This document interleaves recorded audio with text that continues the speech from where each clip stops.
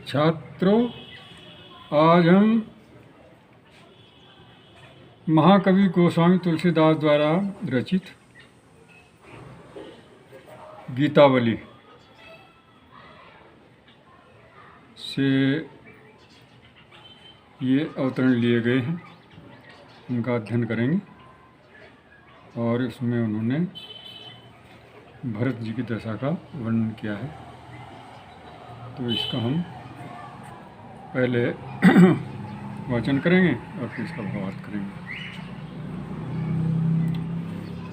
जो पहो मातु मते मह हो, जो पहो मातु मते मह हो, तो जननी जग में या मुख की कहाँ काली माध्यो हो।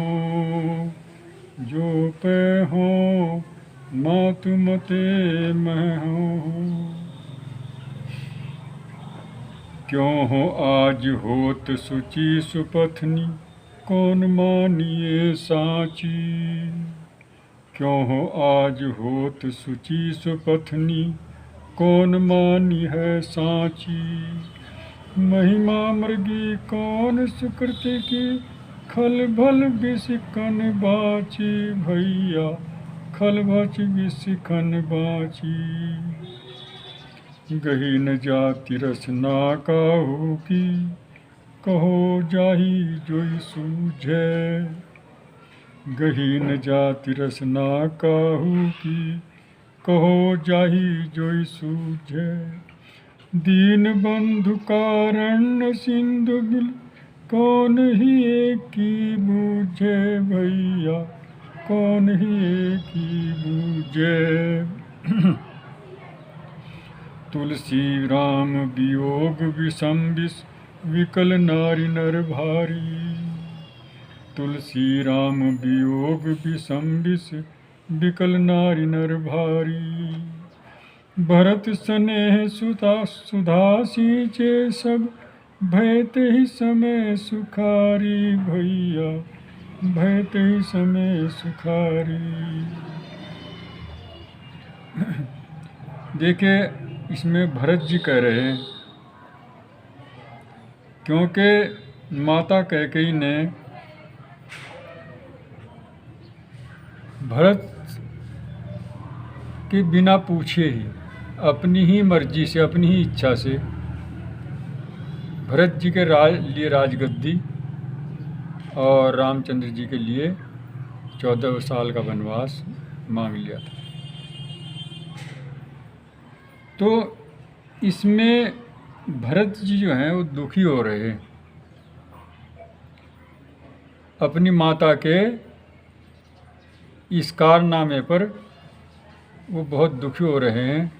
और वो ये कह रहे हैं कि संसार जो है वो ये कहेगा कि कैकेयी नहीं, बल्कि भरत ने ही उन्हें कहा होगा अपनी माता जी से कि ऐसा करना चाहिए। तो उन्हें पश्चाताप हो रहा है और वो कह रहे हैं, जो पै हों मातु मते मह हों। अगर मैं माता के मत का हूँ, यानी माता की इच्छा क्या थी, भरत को राजगद्दी और रामचंद्र जी को वनवास। अगर मैं उस राय का हूँ, मैं उस राय से सहमत हूँ, तो जननी या जग में मुख की कहाँ काली माँ धोऊं। तो मेरे मुंह पर इतना बड़ा कलंक लग जाएगा कि वो कभी भी नहीं धुल सकता। संसार क्या कहेगा मुझे कि इसने इतना बड़ा अत्याचार किया है कि अपने भाई भरत को, उसे रामचंद्र जी को वनवास दिया, खुद राजगद्दी लेने का यत्न किया। तो यह मेरे मुंह पर बहुत बड़ी कालिमा, बहुत बड़ा कलंक लग जाएगा और मैं इसे कहाँ धोऊंगा। इस बात के लिए पश्चाताप कर रहे हैं। क्यों हो आज होत सुचि सुपथनी सपथनी, कि मैं आज कितना भी पवित्र हो जाऊं, अपने को कितना भी अच्छा कहूँ, मैं कितनी ही शपथ लूँ, लेकिन कौन माने साची, उस बात को सच्ची कौन मान सकता है। कोई भी इस बात को सच्ची नहीं मानेगा। मैं चाहे कितना भी किसी के सामने इस बात के लिए कहूँ कि मैंने ऐसा नहीं किया है, इस बात को कोई नहीं मानने का।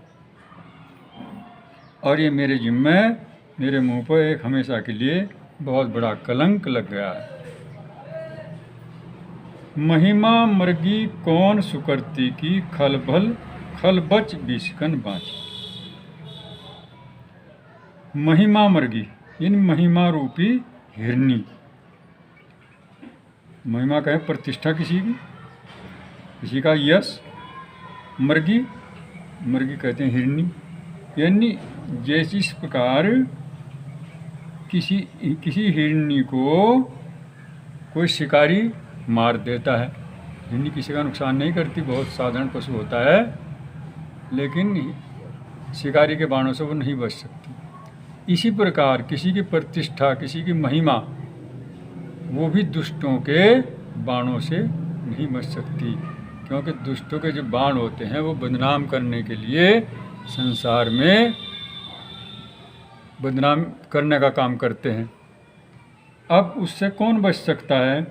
कोई नहीं बच सकता। यानी जिस प्रकार हिरनी शिकारी के बाणों से नहीं बच सकती, इसी प्रकार किसी की प्रतिष्ठा दुष्ट लोगों के वचनों से नहीं बच सकती, वो भी उसे बदनाम करने में ही लगे रहते हैं। खल बच बिशिखन बाँची कहते हैं। खल कहते हैं दुष्ट को, और वचन जो बोल हैं किसी की वाणी है, और बिशिखन बाण बाँची बचना, यानी उनसे, उनके बाणों से, दुष्टों के वाणी के बाणों से किसी की प्रतिष्ठा नहीं बच सकती, वो बदनाम हो ही जाता है। गहीन जाति रसना काहू की, कहो जाही जोई सूझे। और किसी की रसना कहते हैं जीव को, किसी की जीव नहीं पकड़ी जाती। गही पकड़ना, किसी की जीव नहीं पकड़ी जाती। कहो जाही जोई सूझे, और जो जिसे सूझता है, जो जिसकी समझ में आता है, वो आदमी वही बात कहता रहता है। तो अब लोग कहेंगे हम किसी की जीभ थोड़े पकड़ सकते हैं, कोई भी नहीं पकड़ सकता, जो जिसकी समझ में आता है वो कहता रहता है। अब उसमें कुछ लोग विश्वास कर लेते हैं और कुछ लोग विश्वास नहीं करते। तो चाहे कोई बात झूठी हो या सच्ची हो, कुछ लोग तो उससे प्रभावित अवश्य ही हो जाते हैं। दीन बंधु कारण्य सिंधु बिन, कौन ही की बूझे।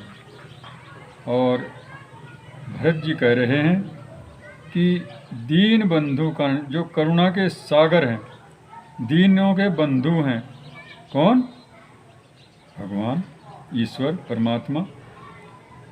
उनके बिना कौन ही की बूझे। हृदय की बात को कोई नहीं जानता, बस इस बात को तो परमात्मा ही जानता है कि इसका हृदय किस प्रकार का है, ये इसने ये काम किया है या नहीं किया। तुलसी राम वियोग विषम विकल नारी नर भारी। तुलसीदास जी कहते हैं कि उस समय जब ये बातें हो रही थी, तो राम वियोग विषम विष, राम वियोग रूपी जो भयंकर विष से परेशानी हो रही थी सबको, यानी राम का वियोग हो रहा था, उसे क्या कहा? भयंकर विष।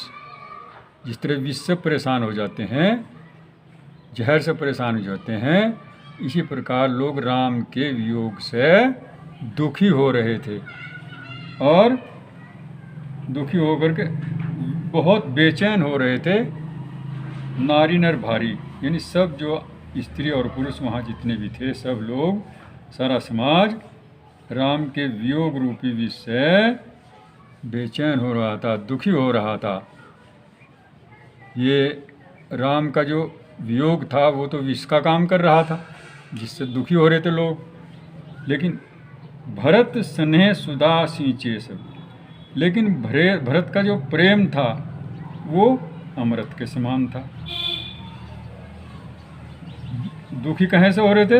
राम के वियोग से। और जो भरत जी का प्रेम था वो अमृत का काम कर रहा था। तो उसी समय जो लोग दुखी हो रहे थे तो राम भरत जी के प्रेम के अमृत से वो सुखी हो गए सब। जब भरत रूपी प्रेम से वो सींचे गए तो सब लोग सुखी हो गए। यानी भरत जो प्रेम दिखा रहे थे, प्रेम का अमृत बहा रहे थे, प्रेम की गंगा रामचंद्र जी के प्रति बहा रहे थे, तो उसमें सब लोग सुखी हो गए। उनकी प्रशंसा को सुन करके सुखी हो गए और राम के इस प्रकार के प्रेम को सबके हृदय को प्रभावित किया, जिससे सब लोग सुख का अनुभव करने लगे। अब ये इसका भावार्थ हुआ और इसका संदर्भ लिखेंगे कि प्रस्तुत पद महाकवि गोस्वामी तुलसीदास द्वारा रचित हमारी जो हिंदी काव्य में गीतावली नामक पाठ से उद्धृत किया गया है।